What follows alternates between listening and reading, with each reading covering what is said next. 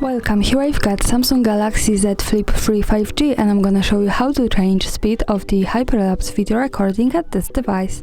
So let's start by tapping on the camera button to open it, and for now we are on standard photo mode. We have to change it by using the settings bar and just simply going to the right to more. Here we get access to more modes of this camera. One of them is the hyperlapse, so let's pick it. And here we are. Now we can start recording this type of video by tapping on the shutter button at the center.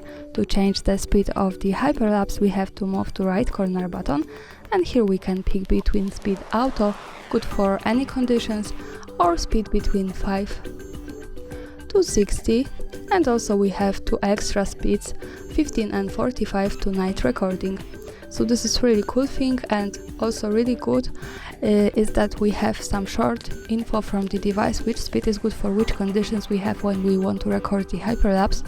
For example, 30 is good for recording crowds of people walking by. Maybe let me show you 15, good for recording clouds moving across the sky. And let's move also to 5, good for recording people running around and being active. So you can use this as you need.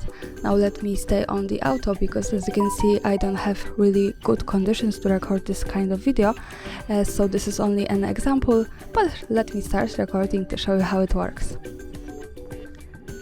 And this is my object. I'm going to move it slowly because the hyperlapse should speed up the original video.